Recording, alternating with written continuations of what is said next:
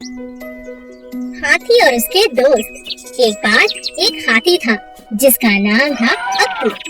जंगल में वह अकेला घूम रहा था। उसका कोई भी दोस्त नहीं था, मगर वह बहुत अच्छे अच्छे दोस्त बनाना चाहता था। थोड़ी ही दूर जाने पर उसे एक घोड़ा मिला।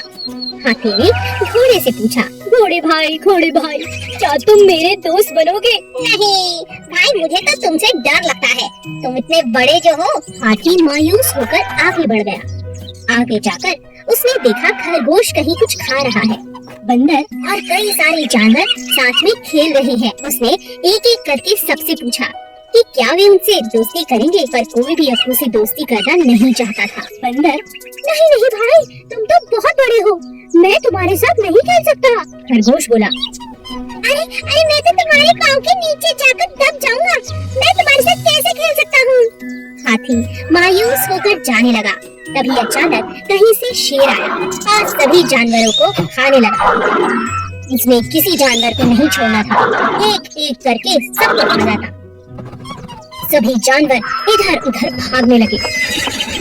हाथी को शेर की यह बात बिल्कुल अच्छी नहीं लगी, तो उसने शेर को एक जोर की लात मारी। शेर वहाँ से भाग गया। इतने में सभी जानवर हाथी के पास आए। बंदर, हाथी तुम तो बहुत सच्चे दोस्त हो, मैं तुम्हारा दोस्त बनूंगा। खरगोश बोला, तुमने तो हमारी जान बचा ली, मैं भी तुम्हारा दोस्त हूँ। ये सब सुनकर हाथी बहुत खुश हो गया और हाथी उनके साथ खूब खेलता, खूब मस्ती करता और उनका ध्यान भी रखता। चींटी और हाथी। रानी चींटी बहुत मेहनती थी। सभी चींटियां रानी चींटी की बात को मानती थी। मिलजुल कर वे अपना घर बना रही थी। उसी जंगल में अप्पू नाम का एक हाथी भी रहता था, जो बहुत शैतान था। वह सभी जानवरों के साथ बहुत मस्ती करता था। जब चींटियों का घर बनकर तैयार हो गया, तब वे अपने लिए खाना जमा करने लगी। तुम लोग इतनी मेहनत क्यों करते हो? कितना थक जाते होंगे। मैं अपनी सूंड से तुम्हारे घर को कभी भी नष्ट कर सकता हूँ। ये मेरे बाएं हाथ का खेल है। ऐसा कहकर अप्पू ने अपनी सूंड में पानी भरना शुरू किया। कुछ पानी पिया और कुछ चींटियों पर डाला। रानी चींटी को बहुत बुरा लगा। उसने कहा, हम बहुत दिनों से इतनी मेहनत कर रहे हैं अप्पू, पानी डालकर हमारी मेहनत को बर्बाद मत करो। मैं जो चाहूँ कर सकता हूँ। तुम बहुत घमंडी हो अप्पू।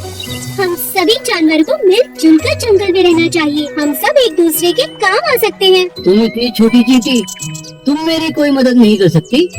कुछ दिनों बाद जंगल में एक शिकारी आया। उसने अप्पू को पकड़ने के लिए जाल फैलाया और अप्पू उस जाल में फंस गया।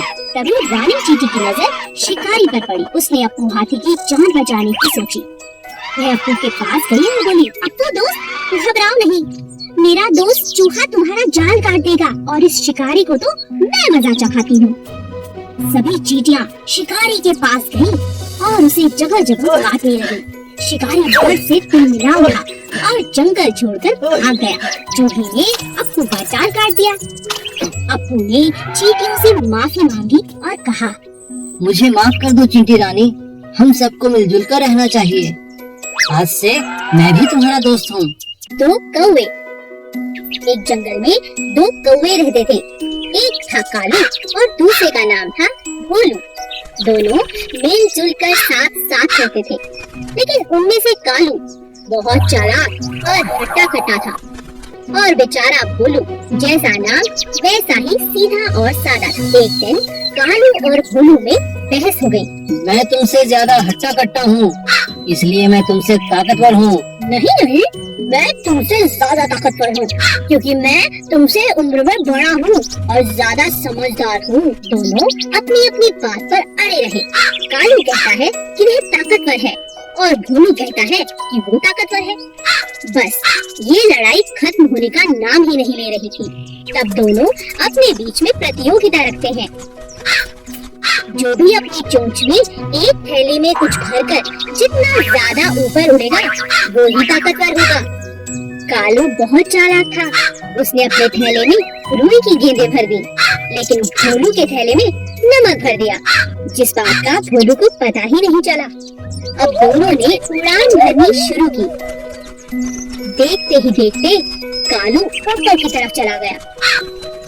और बेचारा भोलू वजन के मारे ज्यादा देर तक ऊपर नहीं उड़ पाया।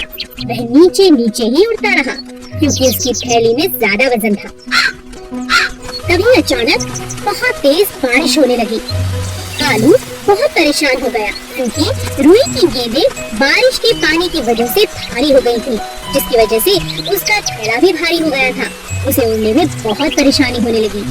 लेकिन भोलू को बारिश अच्छी लगने लगी क्योंकि बारिश के कारण उसका थैला अब हल्का हो गया था, क्योंकि बारिश के कारण उसके थैले में रखा नमक घुलने लगा था।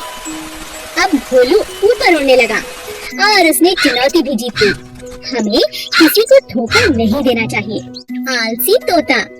एक पेड़ पर दो तोते रहते थे, किट्टू और मिट्ठू। एक बहुत आलसी और दूसरा बहुत ही समझदार था। एक दिन समझदार तोते ने देखा कि पेड़ की जड़ से एक बेल निकल गई है, जो पेड़ का सहारा लेकर चढ़ती जा रही है। अरे देखो, हमारे पेड़ पर एक बेल ऊपर की तरफ आ रही है। चलो मिलकर इसे काट दे। मुझे तुम्हारी सहायता चाहिए दोस्त। मैं अकेले इस बेल को नहीं काट सकता। आज तो मैं बहुत थका हुआ हूँ, हम कल काट लेंगे। ठीक है दोस्त, पर हम कल इसे जरूर काट लेंगे। अगले दिन फिर से तोते ने मिट्ठू को आवाज लगाई। मिट्ठू मिट्ठू देखो, बेल तो दिन प्रतिदिन लंबी होती जा रही है। आओ इसे काट दें। कहीं शिकारी आ गए तो इसके सहारे हमारे बच्चों तक पहुंच जाएंगे। तुम्हें इतनी जल्दी क्या है, कर लेंगे। मिट्ठू तुम बात को समझो, अभी तो बेल नाजुक है, मिलकर हम इसे काट सकते हैं। अगर ये सख्त हो गई तो इसे काटना बहुत मुश्किल होगा। ऐसा करते करते कई दिन निकल गए और बेल पक्की हो गई। तोता रोज मिट्ठू को आवाज लगाता, लेकिन मिट्ठू कोई न कोई बहाना बनाकर टाल देता। किट्टू तोता अपने बच्चों को लेकर दूसरे एक ऊंचे पेड़ पर जाने को मजबूर हो गया, क्योंकि उसे पता था कि मजबूत बेल के सहारे कभी भी शिकारी आकर उसके बच्चे ले जा सकते हैं। मिट्टू, मैं अपने बच्चों के साथ दूसरे एक ऊंचे पेड़ पर रहने जा रहा हूँ। क्या तुम भी चलोगे? यहाँ रहना सुरक्षित नहीं है। तोता आलसी होने की वजह से हर काम कल पर टालता रहा। इसी तरह एक दिन जब शिकारियों की नजर मिट्टू के बच्चों पर पड़ी तो उन्होंने मजबूत बेल पर चढ़कर मिट्टू के बच्चों को उठा लिया। अंत में मिट्टू को अपने आलसीपन के कारण बहुत पछताना पड़ा। एक घने जंगल में एक पेड़ पर कालू कौवा अपना घोंसला बनाकर रहता था। उसी पेड़ के नीचे एक सांप का बिल था। एक दिन कालू जब भोजन की तलाश में गया तो पीछे से सांप ने उसके अंडों को खा लिया। जब कौवा वापस अपने घोंसले में आया तो अपने बच्चों को ना पाकर बहुत उदास हो गया। कौवे को सांप पर शक भी हुआ और उसने फिर सांप से पूछा, भाई सांप, क्या तुमने किसी को मेरे घोंसले की तरफ आते देखा? किसी ने मेरे अंडों को खा लिया है? नहीं नहीं, मैंने किसी को नहीं देखा। मुझे नहीं पता तुम्हारे अंडे किसने खाए। कुछ समय बाद फिर से ऐसा ही हुआ, पर इस बार कौवे ने सांप को अपने अंडे खाते हुए पकड़ लिया। अच्छा, अब समझ आया, तुम ही मेरे अंडों को खा जाते हो। मुझे तुम पर पहले ही शक था। तुम्हारी इतनी हिम्मत कैसे हुई? मेरे अंडों को खा गए। मुझे भूख लगी थी, इसलिए मैंने तुम्हारे अंडों को खा लिया। तुम मेरा कुछ नहीं बिगाड़ सकते। इतना कहकर सांप अपने बिल में चला गया। कालू बहुत उदास हो गया और उसने सांप से बदला लेने की सोची। फिर वह उड़ता हुआ राजा के महल की तरफ चला गया। तभी उसकी नजर महारानी पर पड़ी, जो तालाब में स्नान कर रही थी। महारानी के कीमती जेवर तालाब के किनारे पड़े थे, जिनकी निगरानी उनके सिपाही कर रहे थे। कालू कौवे को एक उपाय सूझा। वह एक लंबा सा हाथ अपनी चोंच में फंसाकर उड़ने लगा। सभी सैनिक कौवे का पीछा करने लगे। कालू ने चालाकी से उस हार को सांप के बिल में डाल दिया। जब सैनिकों ने बिल में डंडा मारा, तब बाहर निकला सांप, जिसके गले में महारानी का हार था। सैनिकों ने पीट पीट कर सांप को जान से मार दिया और हार ले लिया। इसी तरह कालू कौवे ने सांप से अपना बदला ले लिया। एक जंगल में एक बहुत ही खतरनाक शेर रहता था। क्योंकि वह जंगल का राजा था, इसीलिए वो कभी भी किसी को भी खा जाता। एक दिन जब राजा अपनी गुफा में आराम कर रहा था, तभी एक छोटे से चूहे की नजर शेर पर पड़ी। अरे वाह, इतना बड़ा शरीर, इतने बड़े बड़े पंजे, इनके तो दांत भी बहुत नुकीले लग रहे हैं। शेर राजा जी का तो कोई मुकाबला नहीं कर सकता। तभी सब जानवर इनसे इतना डरते हैं। चलो गुफा में अंदर चल के देखता हूँ। जैसे ही चूहा शेर के पास पहुँचा, अचानक शेर की आँख खुल गई और उसने चूहे को दबोच लिया। अरे वाह, आज तो भोजन खुद चलकर मेरे पास आ गया, मजा आ गया। मुझे माफ कर दो राजा जी, मैं तो गलती से आपके पास आ गया। मुझे खाकर तो आपकी भूख भी नहीं मिटेगी। हो सकता है मैं आपके कभी काम भी आ जाऊं। चूहे की यह बात सुनकर राजा के मन में दया आ गई और उसने कहा, ठीक है, वैसे भी मेरा पेट आज बहुत भरा हुआ है। जाओ, मैं आज तुम्हें छोड़ता हूँ, लेकिन दोबारा ऐसी गलती मत करना। और इस तरह चूहे की राजा ने जान बख्श दी। एक दिन राजा शेर भोजन की तलाश में नदी किनारे पहुंचा। वहाँ उसे शिकारियों ने अपने जाल में फंसा लिया। गुस्से में आकर शेर जोर जोर से दहाड़ने लगा। ये तो राजा जी की आवाज है। लगता है हमारे राजा किसी मुसीबत में है। चलो उनकी रक्षा करते हैं। चूहे ने जब शेर को जाल में फंसा देखा तो अपने दोस्तों के साथ तुरंत जाल को काट दिया और अपने राजा की जान को बचा लिया। शेर को उड़ा पाकर शिकारी भी भाग खड़े हुए। उस दिन के बाद से शेर और चूहा अच्छे मित्र बन गए।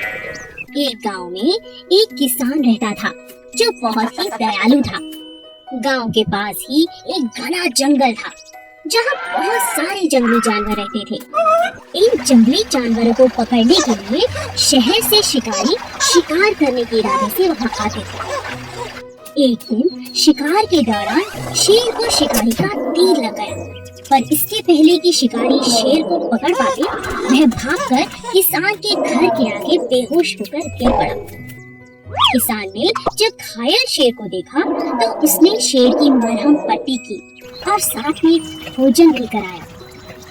कुछ दिन बाद जब शिकारी दोबारा जंगल में आए तो वह उसी शेर को पकड़ने में कामयाब हो गए। हमें शहर तक पहुंचने में 2 दिन लग जाएंगे। शेर तो मांसाहारी होता है, क्यों ना इसे जंगल से कुछ शिकार करके खिला दें। हाँ, ये ठीक रहेगा। तभी शिकारियों की नजर लकड़ियां काटते हुए एक किसान पर पड़ी। यह वही किसान था जिसने शेर की मदद की थी, उसकी जान बचाई थी। शिकारी ने जबरदस्ती किसान को पकड़ा और शेर के पिंजरे में डाल दिया। सुनो शेर, यही तुम्हारा भोजन है, इसे खाओ। शेर बहुत गुस्से में था और भूखा भी, लेकिन जैसे ही वह किसान के पास पहुंचा, उसने किसान को पहचान लिया और उसे चाटने लगा। एक इंसान और जानवर की ऐसी अद्भुत दोस्ती देखकर शिकारी हैरान रह गए और उन्होंने उन दोनों को आजाद कर दिया। अच्छे कर्म का फल हमेशा अच्छा होता है।